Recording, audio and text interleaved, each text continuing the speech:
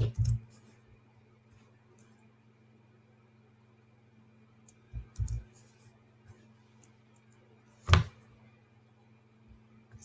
everyone. I'm Matt Henney with Project Q Atlanta. Welcome to another episode of Q Conversations. It's our Friday live event series about LGBTQ issues.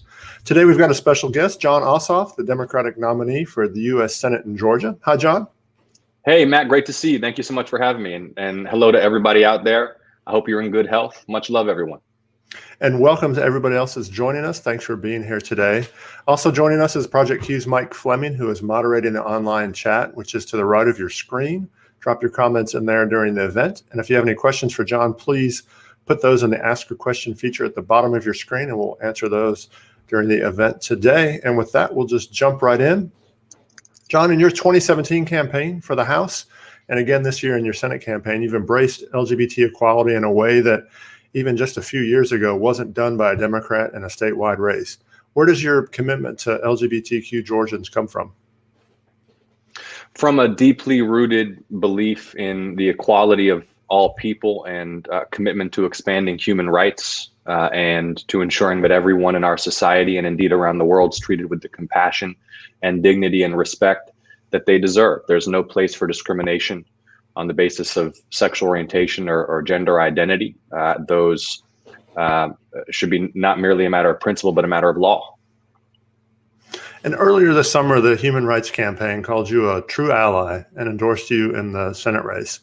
At LGBT events in Atlanta, whether it's a Pride Parade, a rally, or an HRC dinner, you get quite an enthusiastic reception. That's probably a good way to put it. So why do LGBT groups and people embrace you so much? Well, I wouldn't speak for them, but I guess I would think about that question in the following way. I am from a different generation than a lot of folks who are running for federal office right now. And even, among a lot of people my age, we forget how swiftly our society has evolved on equality just in the last 10 to 15 years. How far we've come and how fast. But the flip side of that is how fragile those gains are. And I think that the moment that we're living through right now, this Trump era, is reminding us of the fragility of a lot of things. Our democracy itself can't be taken for granted. By the same token, the huge strides that have been made securing human rights for LGBTQ people in America in the last 10 or 15 years can't be taken for granted because these gains can slip swiftly, and there are people working hard to undo them. They can't be taken for granted, and our work is also not done. So I humbly hope that perspective, which informs my positions on the issues and how I conduct myself in public, and the kind of leadership that I try to offer explains, some of the support which I do not take for granted and which I'm constantly trying to build and reaffirm. In your mention of the fragility of some of the LGBTQ gains is very on point. The Trump administration has enacted rule changes that allow healthcare providers and insurance companies to turn away transgender patients, which clearly is a change from the previous administration. What will you do as a senator to help protect transgender and other LGBTQ people in healthcare? Well, I'm absolutely disgusted by that effort. And, Georgians will be able to count on me to defend their health insurance, no matter their gender identity or sexual orientation, and no matter their gender or their age or their health condition. There is a broad attack on health insurance and healthcare underway in this country. My opponent, David Perdue, who has persisted, for example, in supporting a Supreme Court lawsuit that would repeal protections for people who are already sick to their health insurance. And this cynical effort by the Trump administration to try to allow discrimination on the basis of gender identity. It's disgusting. It has no place in our politics. I'll be an outspoken opponent of those discriminatory efforts and an outspoken ally for transgender people in Georgia and across the country. Okay. And back to the HRC endorsement, you pledged, if elected, to defend same-sex marriage and the rights of same-sex couples to adopt. You oppose attempts to ban LGBTQ service members.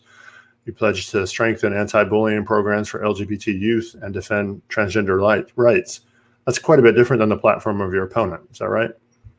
It is. I mean, my opponent has been opposed to marriage equality. He has views on these issues that are discriminatory, that are rooted, in my opinion, in a personal view of the world that he has, apparently, and seeks to impose on others. And that doesn't represent the values that I believe this state stands for and wants to see in their representatives. You know, there's no place for hatred, for bigotry, for homophobia, transphobia, anti-Semitism, racism in the representation of our state in Congress. And it's one of the reasons that we need to make a change. Senator Perdue is wrong on the issues. He's seeking to impose his personal morality on the people he's sworn to protect and serve, and he needs to be defeated.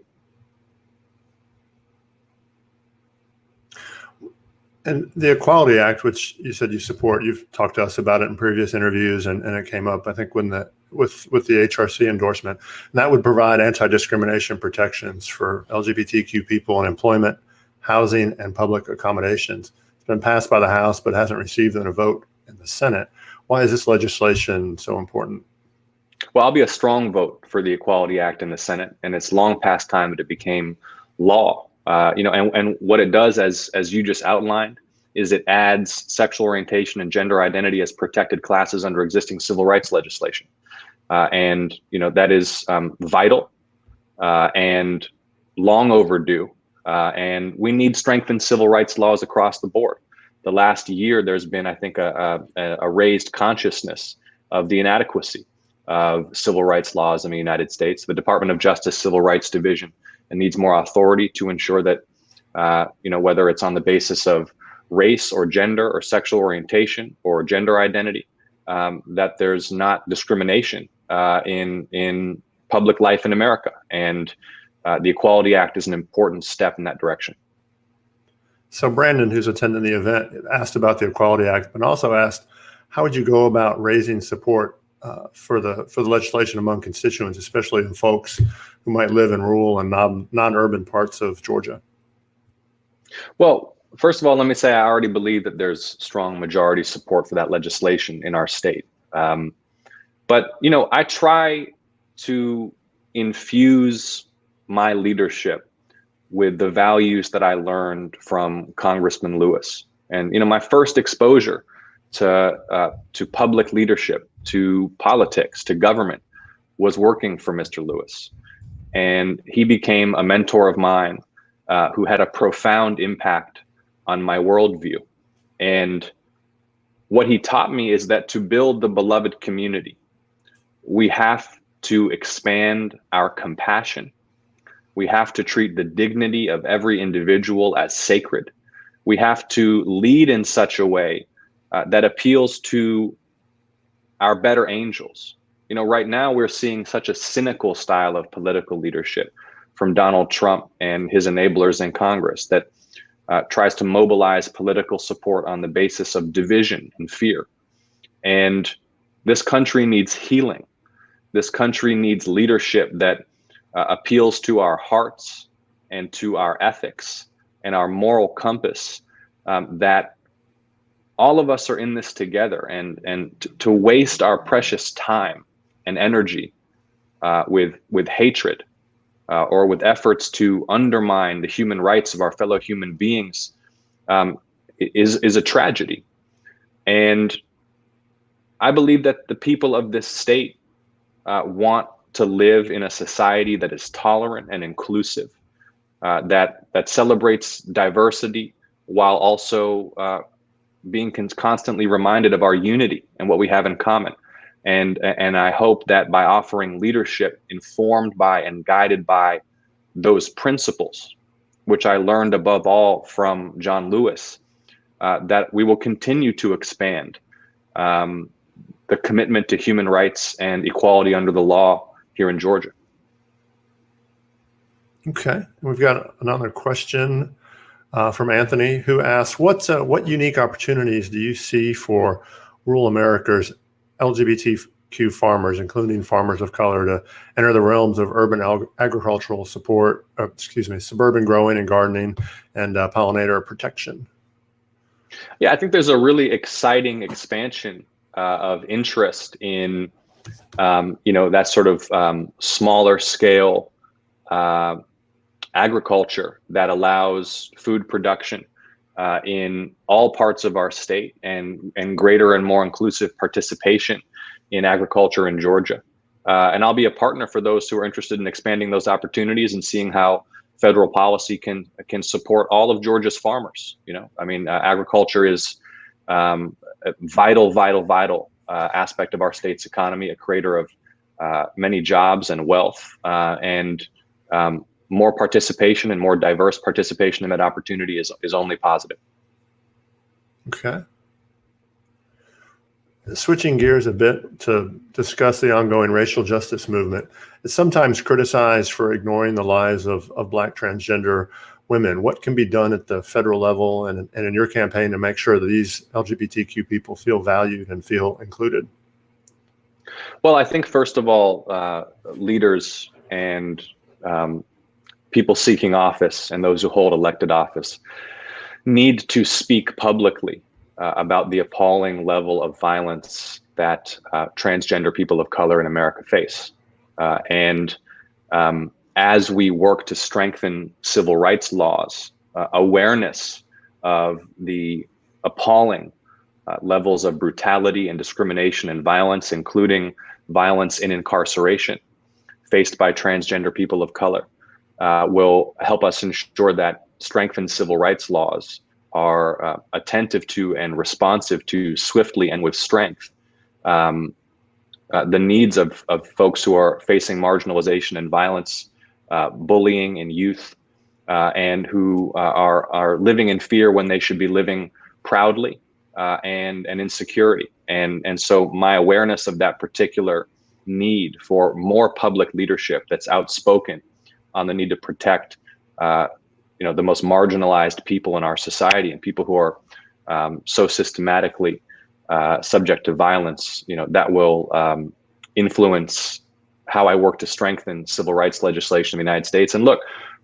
we've seen positive legislative developments, for example, in criminal justice reform, with the House passage of the George Floyd Justice and Policing Act, which now awaits Senate action. And with everything going on in this country, if our president had any interest in uniting the country and providing some positive leadership, he'd be urging the Senate to take up that legislation. But that legislation is also itself insufficient. It's necessary, but insufficient. We need a new Civil Rights Act in this country. And that new civil rights legislation needs to be crafted in such a way that folks who are ignored, marginalized, subject to violence, the communities that are most at risk can swiftly gain security in our country. Everyone in America should feel secure in who they are, in their identity, free from fear of persecution, targeted violence, and bullying. And I believe that is the beloved community that Congressman Lewis taught us about. And that's the kind of society that I want to help build. And you mentioned the George Floyd Act. What are your thoughts on the racial justice movement in terms of what can be done to help change policing and meet some of the concerns that have been raised by the protests over the last several months? Well, a new Civil Rights Act should empower the Civil Rights Division at the Department of Justice to hold police accountable where there's brutality or where there's racial bias, to hold prosecutors accountable where they fail to uphold the 14th Amendment promise of equal protection under the law, and hold judges accountable where there's race or class disparities in sentencing, and also bring up standards in our prisons and facilities of incarceration to humane standards. There is severe race and class disparities in our criminal justice system. And we can reform that system so that equal protection under the law is reality and not an empty promise. It is already the law of the land. That is what the 14th Amendment of our Constitution guarantees. But when a young black man, Ahmaud Arbery, is shot to death in broad daylight in the street in Glenn County in Georgia, and police and prosecutors look the other way, well, that makes a mockery of equal protection under the law. What I'm encouraged by is that we have a very broad, multiracial, multi-generational coalition that is committed to those reforms, and that we saw peaceably assemble here in Georgia in the tens of thousands, demanding reform. And that is an extraordinary thing and an opportunity for us to build public support for the kind of legislative changes that can redress these long-standing inequities. Before the event started, we were talking a little bit about how the coronavirus pandemic has impacted the campaign. Has Senator Perdue been doing enough to combat coronavirus? How would your approach differ? No, Senator Perdue has totally failed in his obligation to protect the people he represents from a threat to our health and our prosperity such as this. He and Donald Trump were both denying, delaying, misleading. Senator Perdue, while he was very busy trading stock, buying stock in a manufacturer of medical equipment the same day the Senate got briefed on coronavirus in January, loading up on vaccine stock while he dumped his casino shares. What he was saying to the rest of us was that the risk to our health was low and that the impact on economic growth would be little. Well, now 200,000 Americans have been killed and millions have lost their jobs. He wasn't honest with us about the threat that we faced. He put his allegiance to this president above his allegiance to his constituents. They let this virus spiral out of control.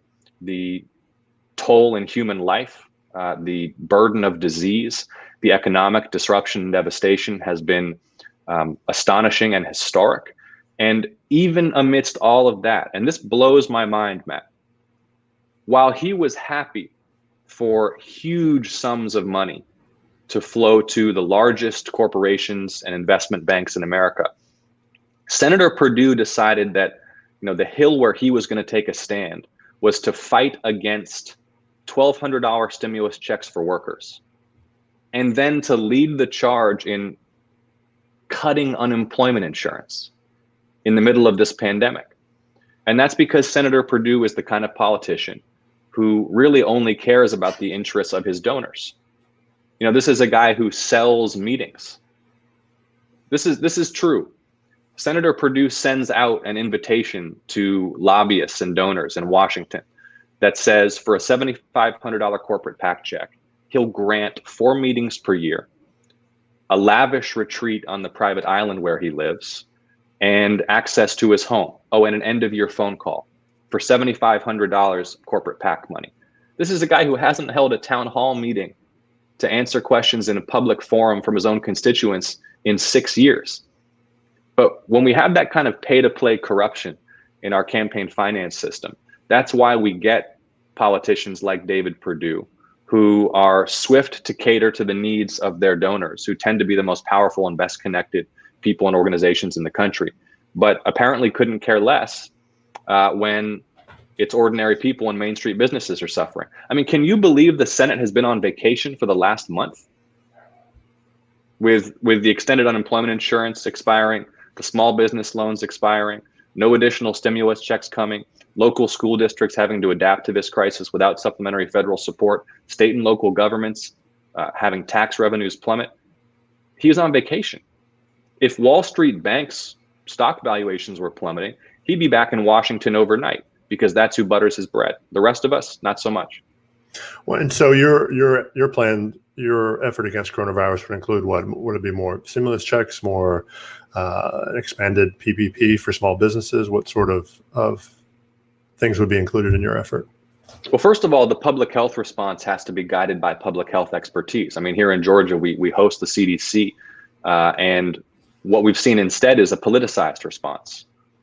We've seen that public health officials and public health expertise have been marginalized in the pandemic response, and the politicians have been front and center. They've politicized the response. In a public health emergency, you want medical doctors and public health experts at the forefront. You want to implement their policy suggestions because they know what they're doing, and politicians don't.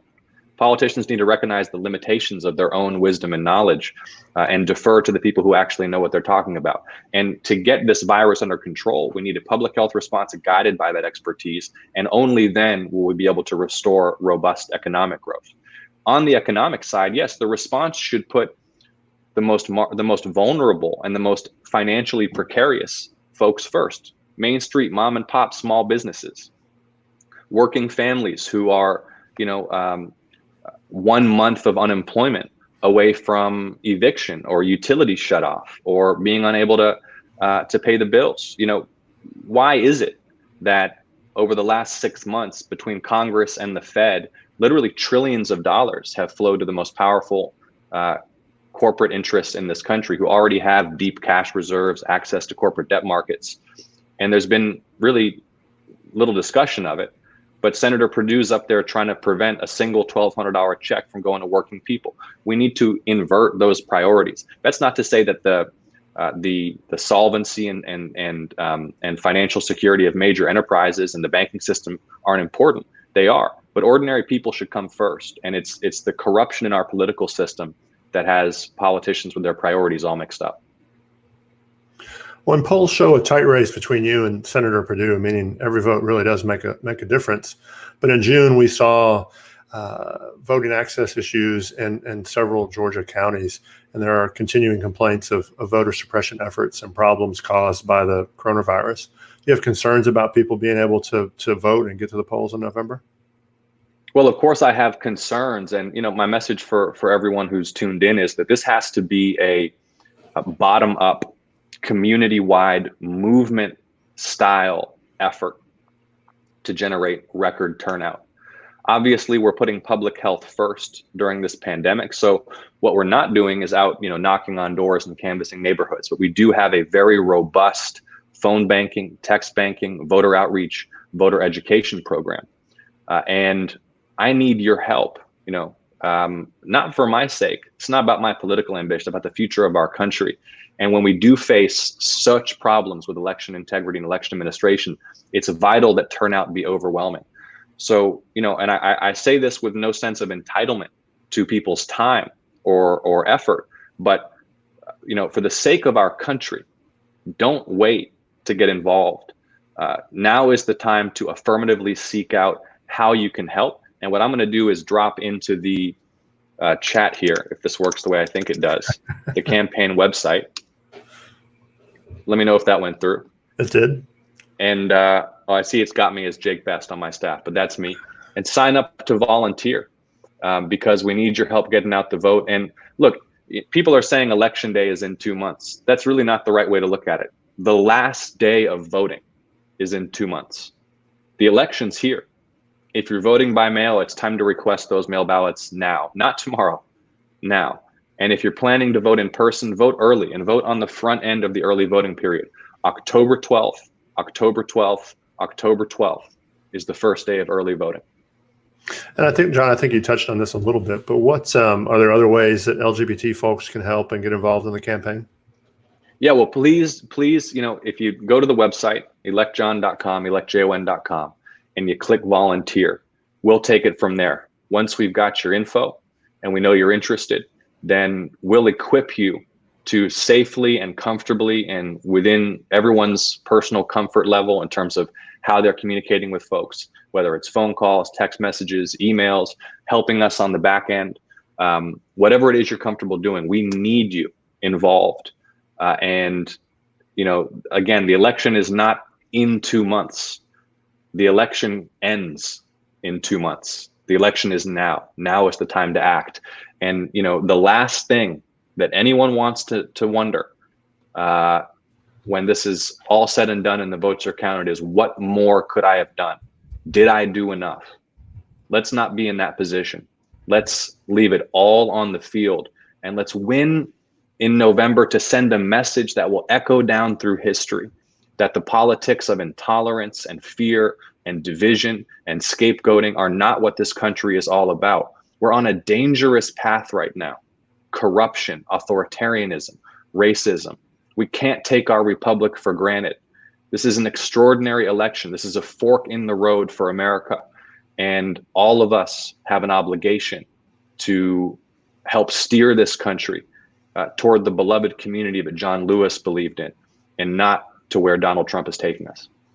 And there's a voting related question that we sort of touched on from one of our attendees who said, or who asked, how can we be sure our vote is actually counted?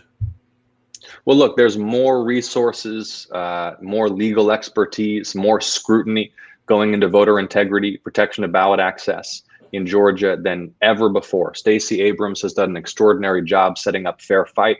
My campaign's working closely with the Democratic Party. There are voting rights groups that are very active here in Georgia. So our concern needs to be turnout. There are brilliant people, great legal minds, well-resourced, who will work to make sure that this count is conducted fairly. Our concern needs to be turnout. We have to have overwhelming turnout, and we need to not wait until the last minute so we don't get those 6-8 hour lines. I'm going to say it again, that October 12th, that's October 12th, is the first day of early voting. If you're voting by mail, request that ballot today. And if you're voting early, then vote in that first week of the early voting period. And please help us, whether it's texting, calling, sending emails, poll watching. We need your help. So in 2017, you ran against an anti-LGBTQ Republican. 3 years later, it's a different race and a different Republican, but the same opposition to LGBTQ equality. So just kind of wanted to underscore how important this election is for LGBT people to actually get out and participate. Yeah, look, the choice in November couldn't be clearer in Georgia's Senate race. We can reelect David Perdue, who's an opponent of LGBTQ equality, who believes that he should decide who's allowed to get married and build a family, who believes that he belongs in the exam room with Georgia's women making medical decisions for him, who dismisses that voter suppression is even an issue while his own constituents are forced to wait 6 to 8 hours to vote, who put his allegiance to this president above the public health and prosperity of his own people.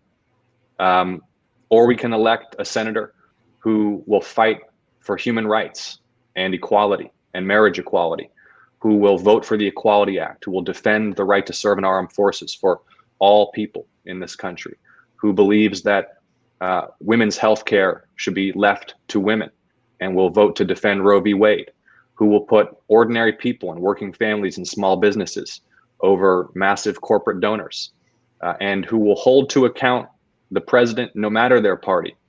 I'm not running to be a soldier for the Democratic Party. I'm running to represent this state. And, I don't promise to always vote the way everyone wants me to, but I do promise you this: I'll come right back here, Matt, and whether it's LGBTQ issues or anything on the policy agenda, I'll be candid, transparent, and honest with you about why I stand where I stand. Answer tough questions, hear scrutiny and criticism. That's what public service should be about, not David Perdue, hiding out on a private island, avoiding town halls, hosting lobbyists for $7,500 champagne brunches. That's the old school pay to play, good old network, and it's not working for the people of this state. And one last question from Annabeth in our audience. She asked, how do you plan to reach out to Teresa Tomlinson supporters in setting up your Senate office if elected, or for that matter, for any of the other candidates that you defeated in the primary? Hey, Annabeth, thank you so much for the question, and I hope you're well. Nice to hear from you. And look, that was a great spirited primary with 6 honorable and formidable opponents.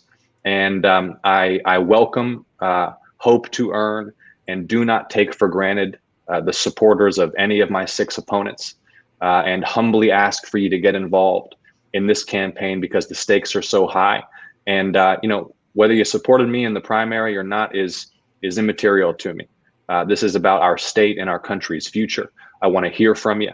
I want to win your support. I need you on the team, and I'm happy to answer any questions from anybody who has any concerns or any doubts. Well, and with that, Jon, as we bring our Q&A to a close, I want to thank everyone for taking part. And after the event, you'll receive an email with a link to the replay. And a big thank you, Jon, for your time today. And Thanks, one Matt. last question. I think you kind of hit this, but one last question. Where can people follow you and learn more about the campaign? So elect Jon, electjon.com. Please sign up to volunteer. By the way, I don't know if I mentioned this, October 12th. October 12th is the first day of early voting. Pull out your phone, put it in your calendar. If you're voting by mail, send away for that ballot now. I'm on Instagram at Jon Ossoff. I'm on Twitter at Ossoff. But I need more than retweets. We need voter education and voter outreach. So the place to go is electjon, electjon.com. Click that volunteer button. Give us a shout. Let us know you want to get involved. We'll be in touch. We'll empower you to make a difference and protect voting rights in Georgia. Much love to everybody. I hope you and your families are in good health. I know these are difficult times, but allow yourselves to feel some hope and some confidence that with hard work, we're going to turn the page on this chapter in our history. We're going to get to work building the beloved community that John Lewis envisioned. We're going to build a society with human rights and equality under the law for all. That's what the American people want. That's what the people of this state want. That's what we deserve, and we can have it with leaders who are committed to it, and an effort by all of us to ensure that the people who represent us reflect our best and our highest aspirations and our values. Thank you, Jon, and everyone stay safe, wear your mask, vote October 12th, and enjoy your holiday weekend. Thank you. Thanks, Matt. See ya.